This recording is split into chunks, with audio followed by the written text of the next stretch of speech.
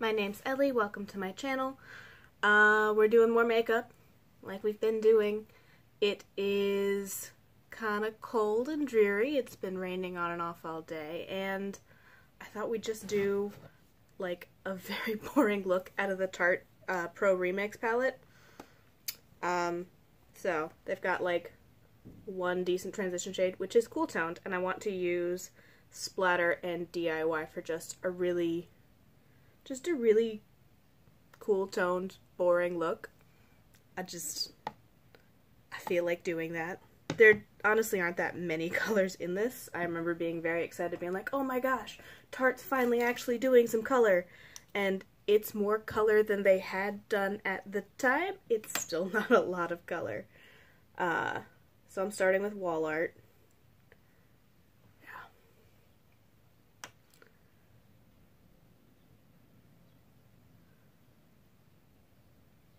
It's been a chill day.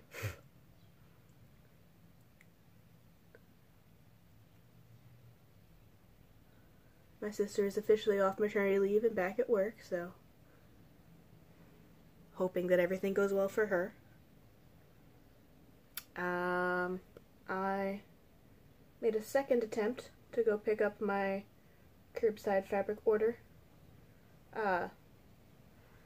So most stores are not allowing people in and around, but a lot of them are allowing you to do online orders and then just go curbside pickup stuff. And since I'm still at home and having some fun learning how to sew stuff, I made one shirt and decided that it was time to try something more complicated and make a pattern up on a whim and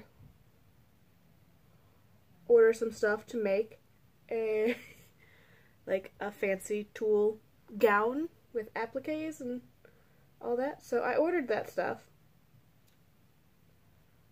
and I had gone to pick up a different order for interfacing last week or the week before, and had no issue. You call, you tell them your name and your order number, and they walk it out and pop it in your passenger seat, and everybody's good to go. I either was around at an earlier time, or they hadn't instituted shorter hours, because I went to pick up a different order because it was in stock in a different store. It's like 5 o'clock, like a normal time that I'm like, okay. It's a weekday, it's not super late, it's not super early. Turns out that most of the stores have changed their hours from the normal hours and cut them back to 11 to 4. So I drove like 20 minutes to a store that was closed. Had to go back today to actually get my stuff. I was not the happiest, but also like I'm the one who didn't check. I also put a lamp on so you guys hopefully have some visibility on the colors going on my face. I think we'll start with DIY and just make it put it on the outer corner if I can get the brush I want. There we go. We'll go with this one.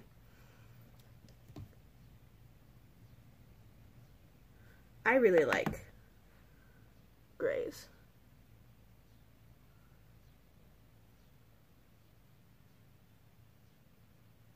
I feel like grungy tones are, well, I'm cool toned, so that helps a lot.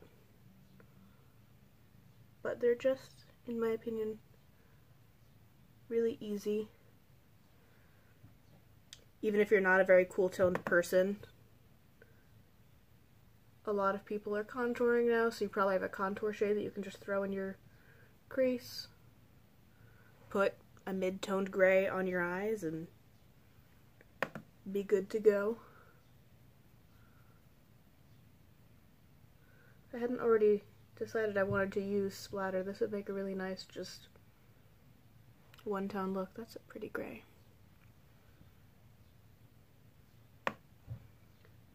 Am I layering it just for fun? Yep.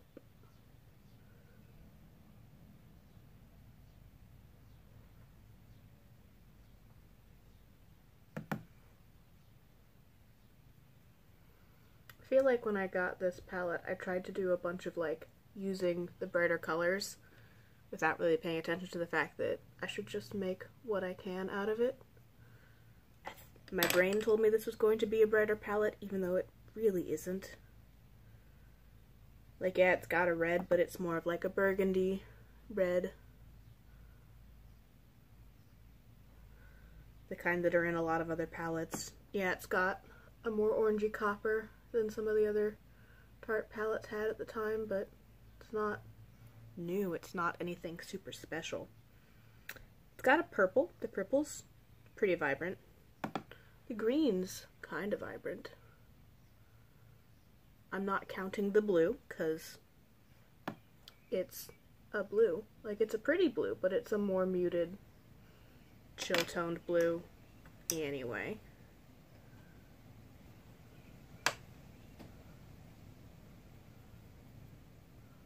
Oh, that makes such a nice little thing. I do like the formula of these shimmers. They're kind of powdery. I have a bunch of fallout from them, but it's just so easy. If I wanted to deepen it up, I think I could pop some of Artist on the outer corner, but I want to not use Artist to deepen everything. I might use a touch of Beat Drop, which is kind of a very deep gray.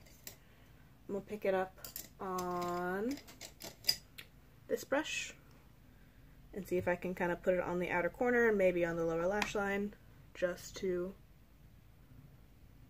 build a bit more depth. You can't see a big difference. I can kind of see it.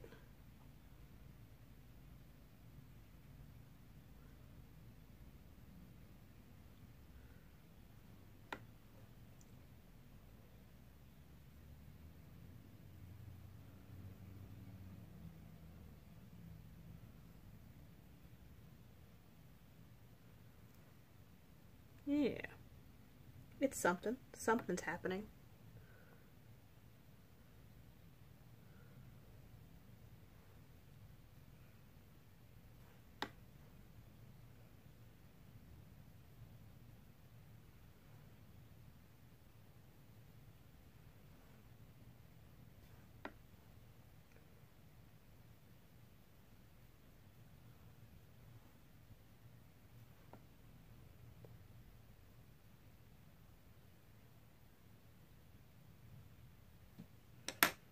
I'm going to take a little bit more of DIY and make sure I didn't lose all of the color.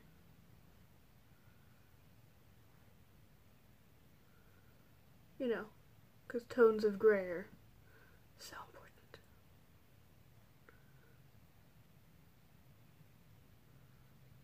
I have so much fallout. I am also then going to take a little bit of, I can get the brush. It'd be helpful if the brush would show itself. I don't have that many brushes up. There we go. Flow. It's another light silver shade. There's a surprising amount of cool tone silvery stuff in here. You've got Flow, you've got DIY, you've got Beat Drop. Art Deco has some silver tones. Splatter is more green, but it's a cool toned greeny. I feel like it's got a bit of a gold shimmer, but I might be making that up. I was going back and forth on Flow versus Splatter for the inner third, and I think Splatter was a good choice, but I think Flow would make a pretty one as well. Make sure we don't lose splatter.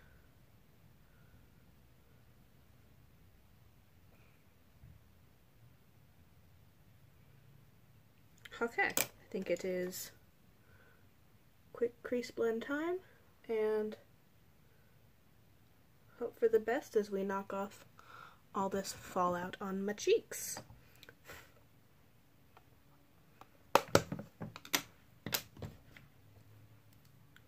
Oh no.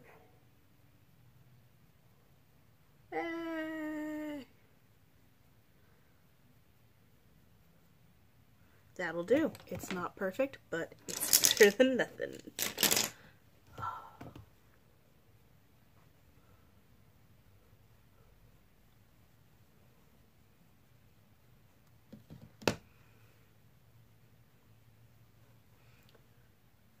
Pretty late into quarantine, but I am attempting to, oh sorry, there's just a couple pieces of hair I can feel getting on my forehead and my face. I take a shower every day. I don't shampoo my hair every day, but I had been massaging my conditioner into my roots to kind of break up the oil, which I'm wondering if that's not really allowing my hair to adjust to its own oil production and hopefully slow down, because my hair gets real oily very easily, just like my skin. All the oil all the time. Don't ever have to worry about being dry. And I used to have one of those bristle brushes where you can, you know, brush your hair and distribute the oils across it, which I need to see if I can find it or get another one so that I can kind of brush my hair out during the day or at night before I go to bed. But the conditioner was kind of breaking up and emulsifying the oil so that it was rinsing out.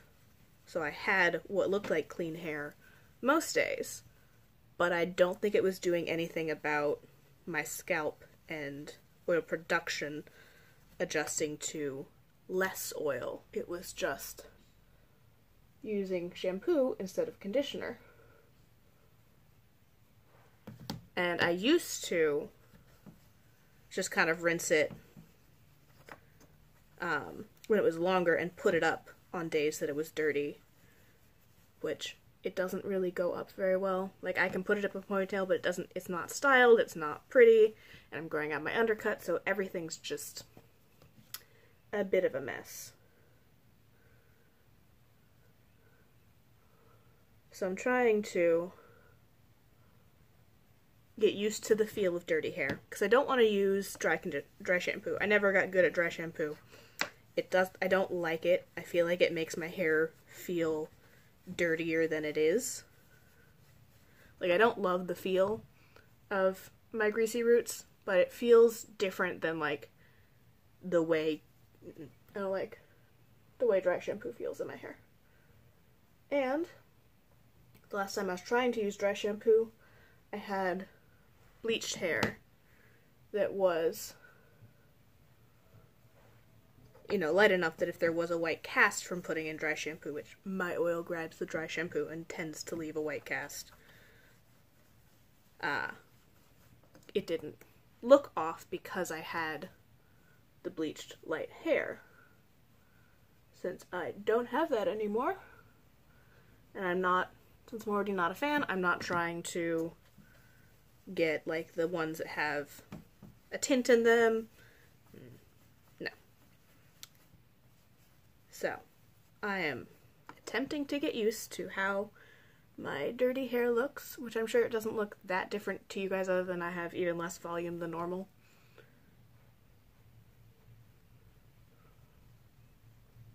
I have plans and hopes.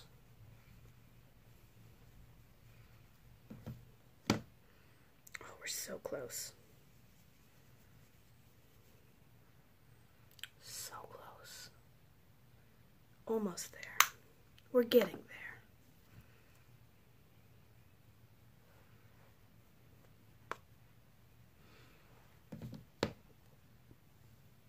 Which, if I'd started doing this at the start of quarantine, I feel like we already would have gotten through all the nastiness and my hair would have adjusted.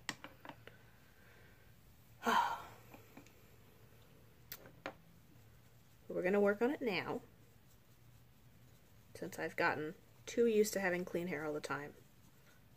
I need just to deal with it, have dirty hair for a while, and let my oil production calm down.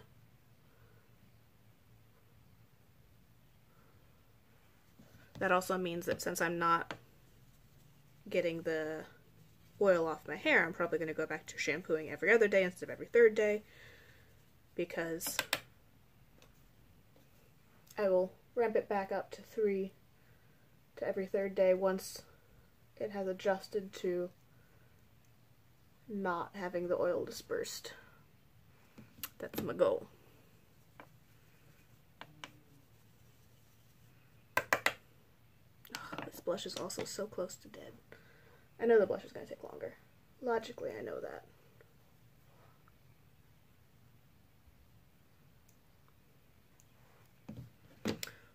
I was going to talk about indie brands and like I've talked about specific indie brands, and I don't remember if I've done a broad video on just like what to expect when ordering from indie brands, at least generalizations, because I talk about it generally when I do Cliona reviews, that they, like a lot of indie brands, they take a while to ship. That's a common thing.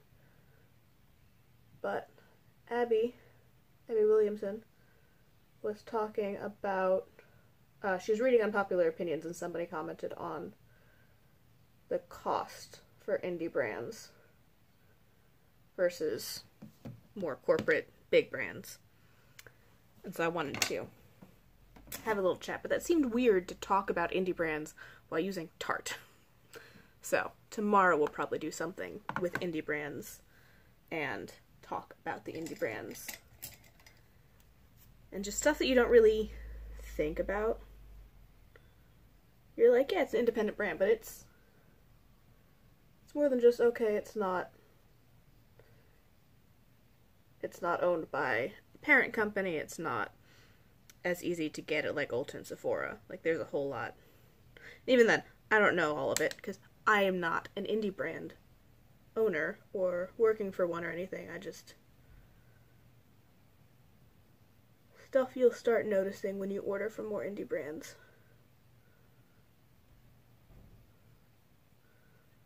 I do.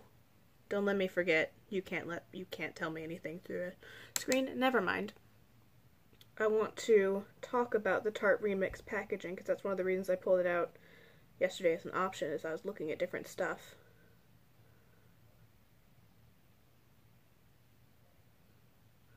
There have been some scandals about things being repackaged products. Most of it has been, like, I know there was a trend for a while of like pulling the stickers off of stuff and realizing that it's unreleased collabs or redone packaging, like they stole old packaging and repurposed it.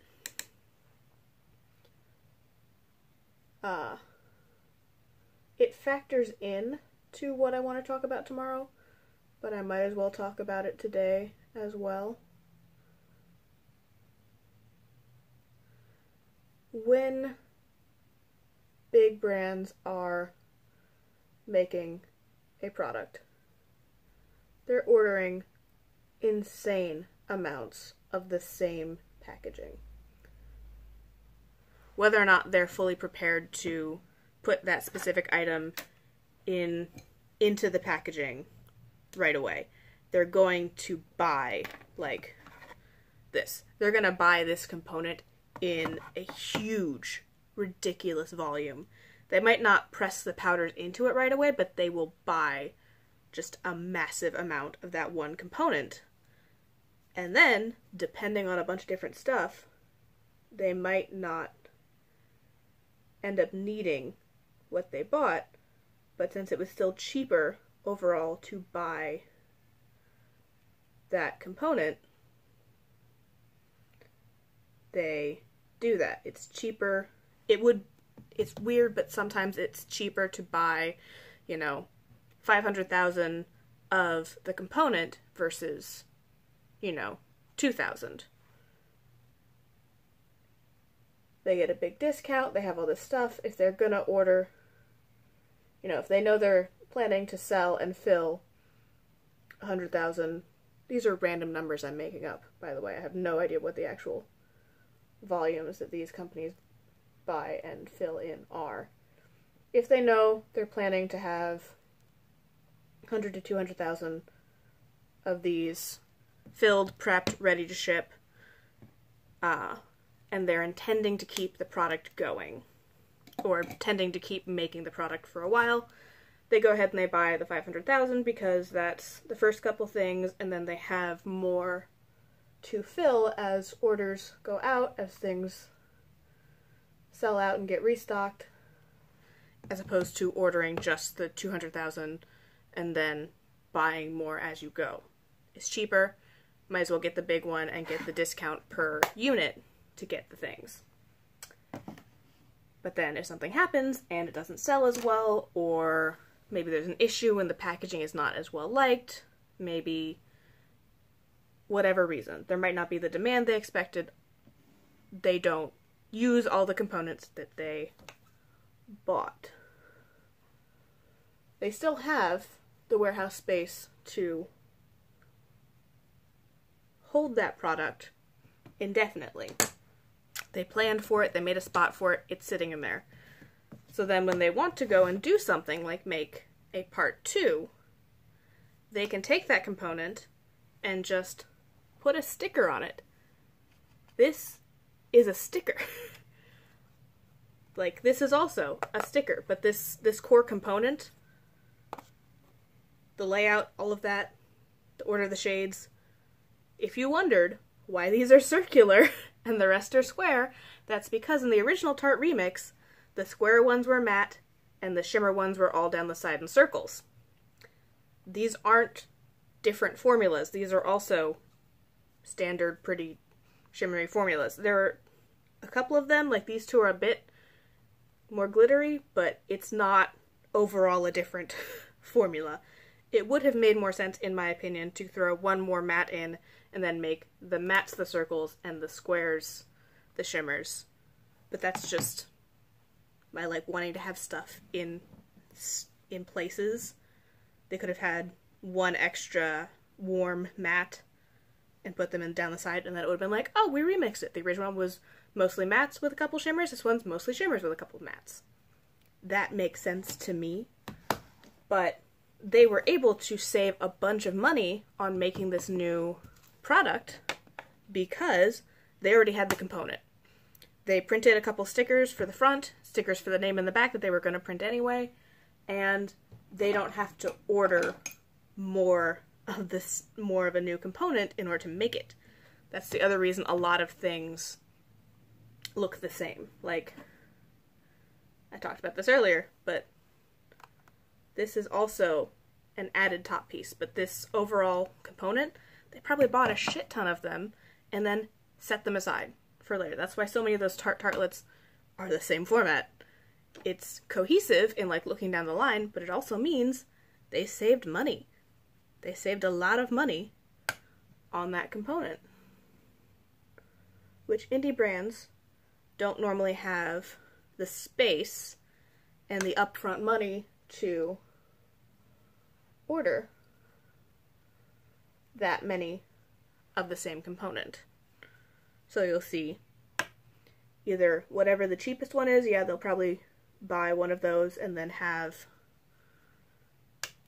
good cardboard packaging and they just kind of print something new on it every time, like you saw on ColourPop for a while. Or it'll up the cost of the individual item to make a custom thing like the taco and the pizza palette and all those, or just making an individual palette that's unique. Like the balm, having this little like movable flap here and having different shaped pans, this costs them more to make, most likely, than most other cardboard packaging. It's more complicated, it's more custom. It costs them a lot more than taking their old stock out and slapping a sticker on it. So some of it is, yeah, maybe a collab fell through and people weren't able to make what they were expecting. So they put a different name on stuff, slapped a sticker over the top, and resold it as not something. Maybe the colors were a bad idea. Maybe, you know, they didn't get the full approval to use whatever they wanted to use on the front, so they put a new sticker on it. But everyone made a whole big thing of, like, oh, these are repackaged. Just because there's a sticker over it doesn't necessarily mean, like, the product's old. Normally just means that they had packaging that they weren't using, and they're like, oh, if we can print a sticker for a tiny fraction of the cost of a different component, we can just use what we already have.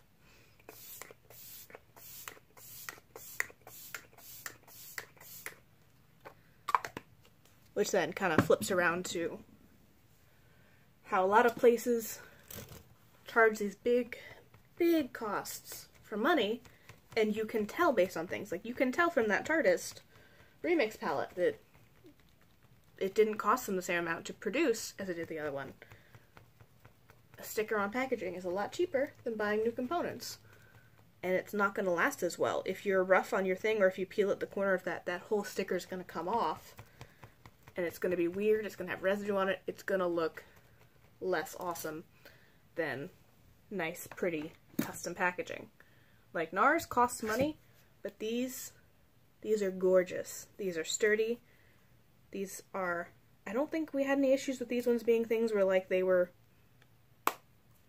repackaging stuff. Like, the lids and the textures on NARS stuff is really nice.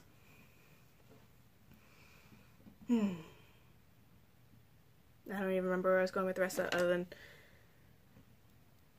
Nope, I lost it.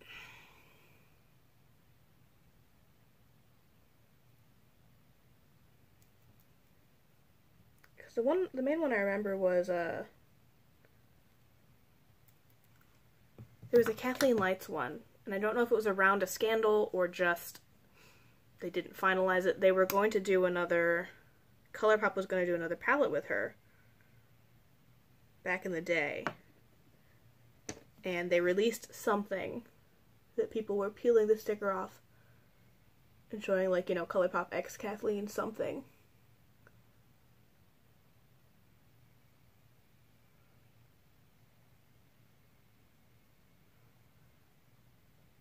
Because, yeah, if ColourPop has a color story picked out and approved and formula works, and then for any number of reasons they choose not to go forward with that collab, change the name, release it. Like, unless the colors somehow are specifically linked back to the person, which even then, the colors are normally linked in the way you associate them with somebody, but if I picked out a bunch of colors for a color story and named them and had a whole thing, and then it didn't go through, and the company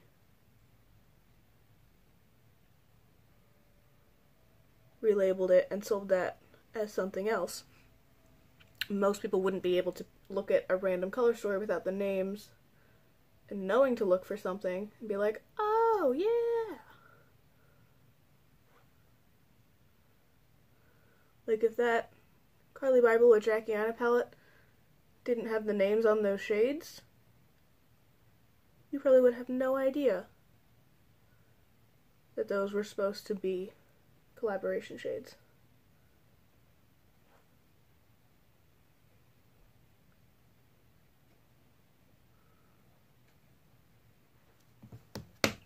Which is also the reverse wave, where some people will take up palettes and be like, okay, this palette I like because I associate it with A, B, or C, whether or not that's involved in the marketing for it.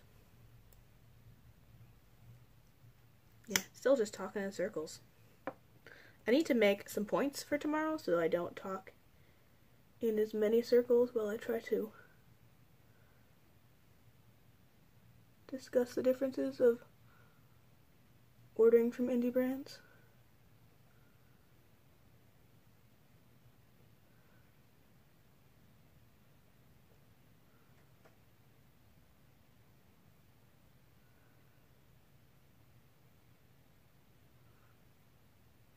Oh, for my highlighter I used Star from Moonchild Glow Kit. It's raining again.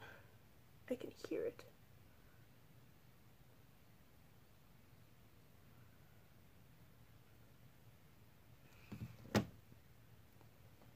No, I don't think I have the lighting set up where you can like make out my highlight.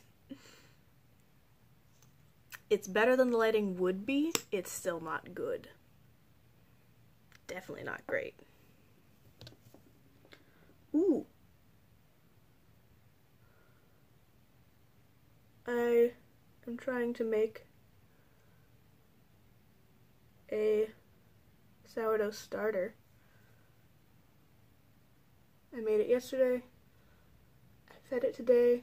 I'm very excited. I spent a lot of time looking up different uses for starters, like what you can do, because I know we had a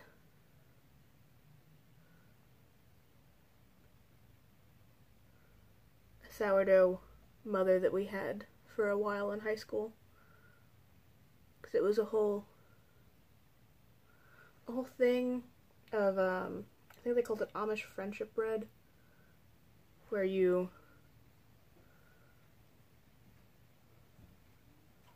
would like deliver some of your sourdough starter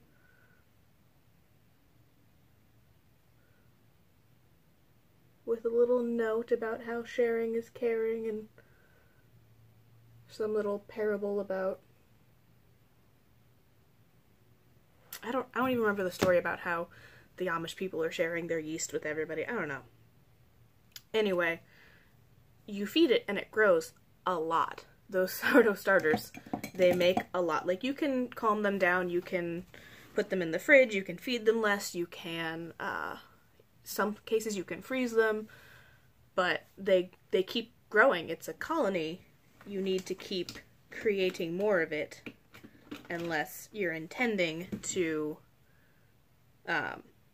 stop. So as long as you're intending to want to keep using it, you have to keep feeding it, and whether or not you have a plan for that, you know, to make bread that week or to do whatever else with it, because you make a decent volume of food out of it. You have to come up with other ways to use it.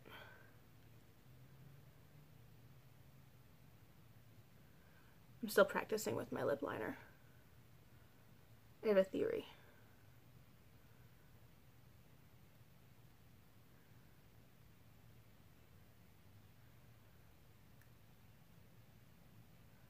My theory involves lip gloss.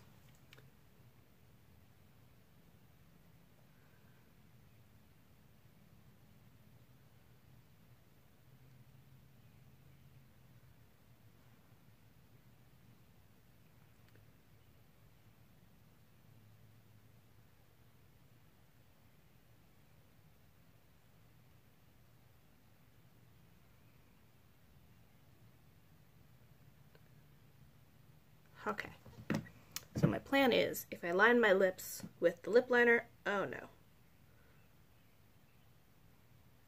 And then I can put my lip glosses over top, and they won't mix with my foundation funny, and they will have a crisp edge. I have a plan.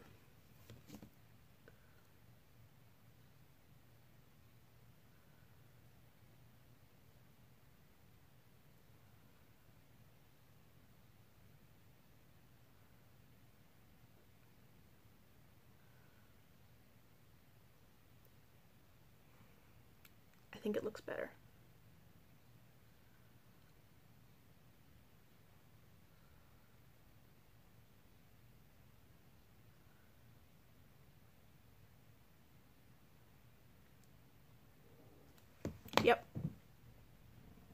think that theory of mine is correct. That's the finished look. I'm very excited for my sourdough starter. I'm gonna make rolls, I'm gonna make bread, I'm gonna make pancakes, I'm gonna make focaccia. I'm so excited. If I can make it work, it's day 2. I saw a couple bubbles, not nearly as much as you want in a sourdough starter, but I'm so excited. I pinned so many recipes on Pinterest of different ways you can use sourdough and your starter, and oh. But then I can do stuff like, once we get back to having family dinners and having people over, I can make like French bread or fun baguettes or sourdough challah or whatever. So we like to have some type of bread normally with dinner.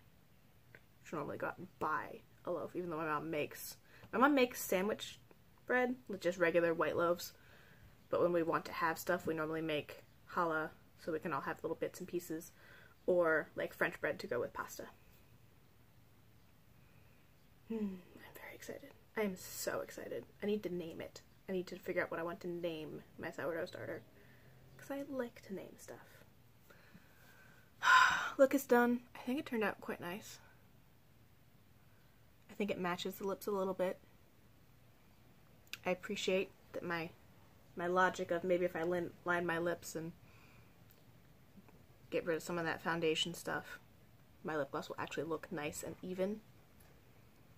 Have a good edge as opposed to just gloopy bits.